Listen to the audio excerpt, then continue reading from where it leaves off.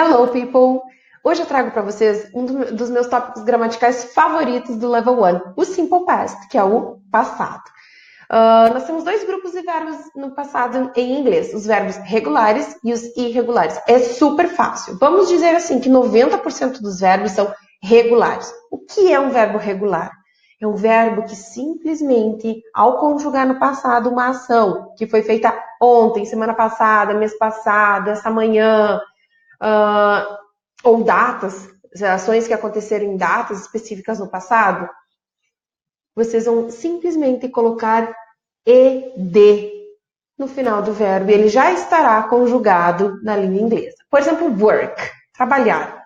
Eu trabalhei ontem. Então, nós temos alguns advérbios de tempo, indicadores de passado, que é ontem, esse passado, né? Nós temos, então, yesterday, last week, passada. Semana passada, last week. Mês passado, last month. Datas no passado. Vocês vão ter que conjugar os verbos no passado, colocando o ed em quase que 90% dos verbos. Então, é super simples, tá? É igual para todas as pessoas. Então, assim, por exemplo, work, que era o verbo que eu estava usando, eu trabalhei ontem. Eu trabalhei ontem. Trabalhei. Eu, tu, ele, nós, vós. Para todas essas pessoas, nós usamos o mesmo verbo. E é simplesmente colocar ed no final. Work. Eu trabalhei ontem. I worked yesterday. You worked yesterday. He worked yesterday. She worked yesterday. Então, é o mesmo verbo usado para todos os pronomes, para todas as pessoas, tá? É fácil. 90% dos verbos vocês vão botar apenas ed. E nada de ficar alongando. Jogar, joguei. Played, worked, walked. Esse ed é coisa brasileira, tá? Brasileiro que tem essa tendência de alongar no final. Para se aproximar de um nativo falante de língua inglesa, vamos fazer de conta que não existe o e na hora de pronunciar, certo? Não esqueçam de escrevê-lo, tá? Direitinho quando vocês estiverem fazendo um exercício, um texto, mas na hora de falar, pronunciar, vocês vão engolir o e. Worked, played, walked, cooked, looked. Certo? 10% dos verbos não é simplesmente botar o ed no final. Para isso, vocês têm uma lista no final do livro. Tem também o marca-páginas que vocês receberam da English, que contém os verbos no passado. Esses verbos, eles são chamados irregulares porque eles mudam completamente. Às vezes, você não consegue nem identificar que verbo é. De tão diferente que é a escrita dele no presente ou no infinitivo para o passado. Por exemplo, o verbo go, que é o verbo ir, não é good. Não dá para botar o ed, ele é irregular. Então, vai lá na listinha, olha como é que é. O go é went. I went to Porto Alegre last week. Eu fui para Porto Alegre semana passada. I went to Argentina last month. Fui para Argentina mês passado. I went não tem nada a ver com go. Por isso que é tão importante vocês memorizarem. Mas Gabi, dá uma dica, né, para a gente saber melhor os verbos irregulares no passado. Memorização, certo? Primeiro vocês decoram e conforme vocês vão usando, vocês vão internalizar. Esse conhecimento vai fossilizar à medida que vocês vão fazendo exercícios, vão fixando, vão falando, vão usando, vão ouvindo, certo? Então vamos lá, 2 grupos de verbos, regulares e irregulares. Nos regulares, que é mais ou menos 90% dos verbos, vai botar ed.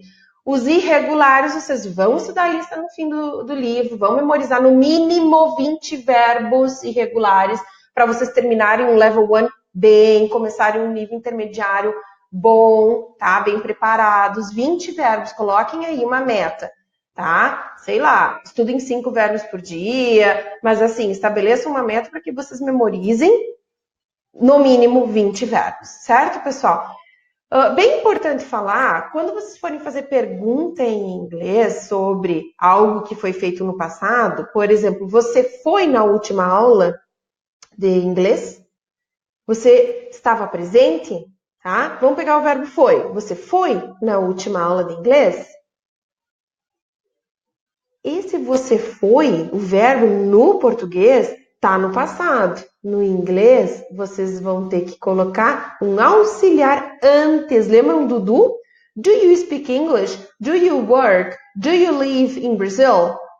Agora esse do virá did e o verbo é limpinho, o verbo é original, ele não carrega ed, tá? E ele não se transforma se ele for irregular. Então, olhem aí, nós temos, por exemplo, o verbo work, para o grupo dos regulares na tela, I worked. Se for negativo, vai ser didn't, que nem o don't, vira didn't. E o verbo limpa, I didn't work. E se for interrogativo, que é o que eu estava explicando, did I work? Quero saber se vocês trabalharam. Did you work? Did you go to the class last week? Your last English class, did you go?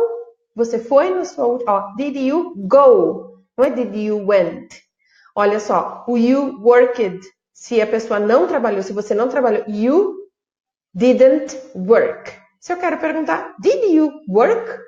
Então, é só no afirmativo, no positivo, ali no maisinho, que vocês vão conjugar o verbo no passado. Se for negativo, ele fica igual ao original, infinitivo, com o didn't na frente. E se for pergunta, original, bonitinho, com o did na frente da pergunta, certo, pessoal? A próxima tela nós temos o exemplo do verbo to eat, que é comer. Ele é um verbo irregular, ele está lá atrás na lista. Olha só, ele fica ate.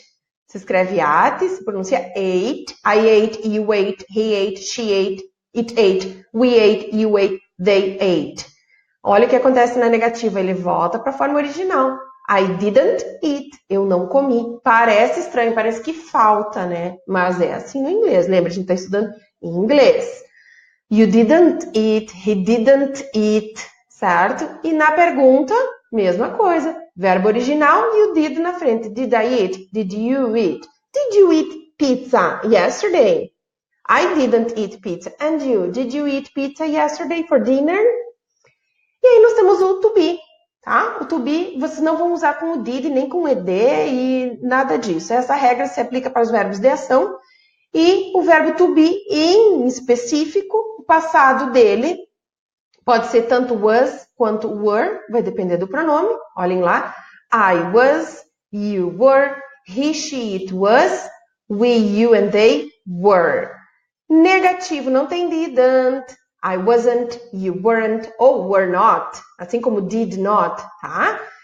He wasn't, she wasn't, it wasn't. E na pergunta vocês vão usar ou was ou were na frente. Was I? Were you? Were you tired this morning? Você estava cansado essa manhã? Were you tired this morning? Puxa o to be para frente. Certo, pessoal? Bons estudos, estamos quase lá. Na aula que vem, a nossa última aula do Level 1. Eu quero essa galera toda preparada para fazer um Level 2 excelente. Bons estudos, ok? See you in the Unit 10.